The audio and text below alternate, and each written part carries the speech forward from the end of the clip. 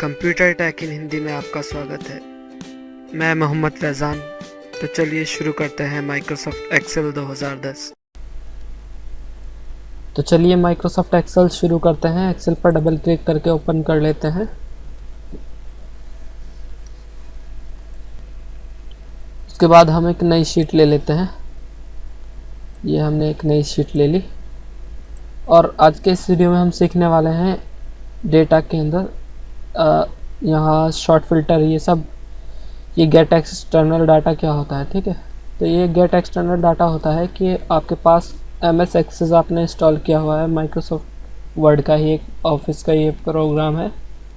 उसमें अगर आपने डाटा बनाया हुआ है तो उसका डाटा आप एक्सेल में ला सकते हैं, लेकिन हमारे पास उसकी कोई फाइल नहीं है, वरना मैं करके दिखाता। इसी तरह वेब पेज से आप डाटा ला सकते हैं। अगर टेबल का कोई कंटेंट है वेब पेज से भी आप एक्सेल में ला सकते हैं।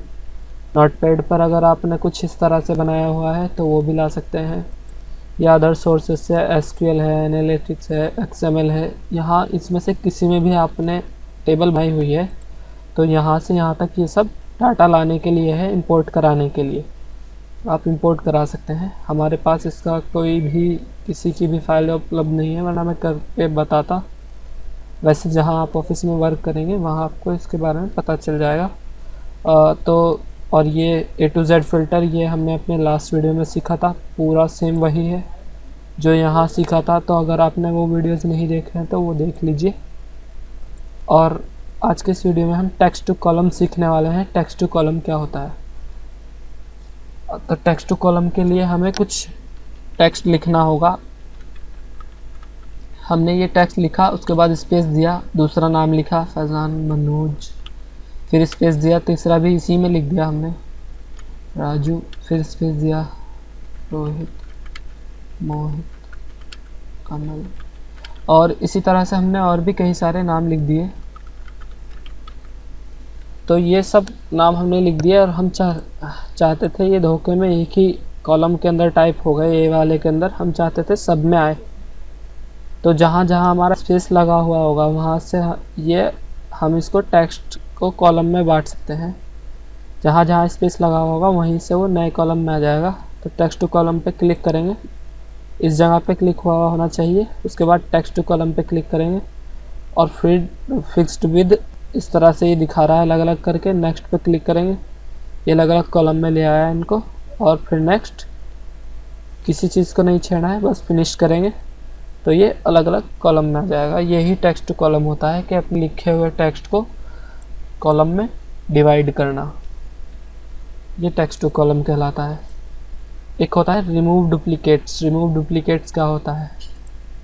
तो रिमूव डुप्लीकेट्स ये होता है कि हमने यहाँ पर कुछ संख्या लिखी है, फिर ये यहाँ पर लिखी है, फिर यहाँ पर लिखी है, फिर यहाँ पर लिखी है, फिर ये लिख दी है, फिर ये लिख दी है। उसके बाद हमने इसको कॉपी किया है और इधर लिखा है।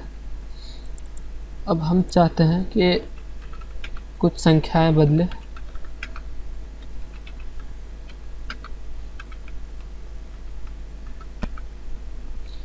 तो इसको 1350 कर देंगे, उसके बाद इसको 1450 कर देंगे, उसके बाद इसको 415 कर देंगे। ये तरह से हमने कुछ डाटा लिखा है। हम चाहते हैं इसमें से डुप्लीकेट रिमूव हो जाए। तो इसमें से डुप्लीकेट रिमूव करने के लिए सिंगल सिंगल करके करने पड़ेंगे, दोनों को एक साथ नहीं कर सकते। हम सिंगल सिंगल करके ही रिमूव करेंगे डुप्लीकेट्स। जैसे हम इसमें से चाहते हैं 402 बार है इसमें, ये रिमूव होना चाहिए डुप्लीकेट। तो रिमूव डुप्लीकेट्स पर क्लिक किया। एक्सपेंड दिस सेक्शन, एक्सपेंड इधर को करेगा लेफ़्ट को, लेकिन लेफ़्ट को भी रोहित 2 बार है तो रोहित को हटा सकता है ये। लेकिन हम चाहते हैं जो हमने एरिया सेलेक्ट किया हुआ है करंट सेक्शन, उसके साथ ये वर्क करे।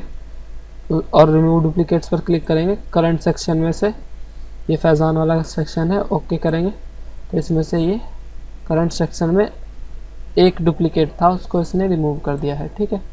तो ये होता है डुप्लीकेट्स रिमूव करना। मैं एक बार फिर से दिखा देता हूँ। इसको सिलेक्ट करेंगे और रिमूव डुप्लीकेट्स पर क्लिक करेंगे और इस पर क्लिक नहीं करेंगे, ऊपर नीचे क्लिक करेंगे जो हमने एरिया सेलेक्ट किया है उस पर, और रिमूव डुप्लीकेट्स ये मनोज वाले सेक्शन का है, ओके कर देंगे।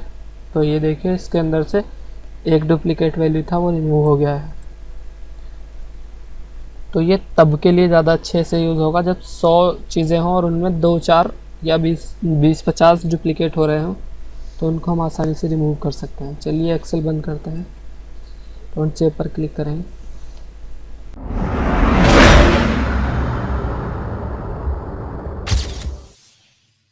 पसंद आया हो तो कंप्यूटर टेक इन हिंदी को लाइक और सब्सक्राइब कीजिए।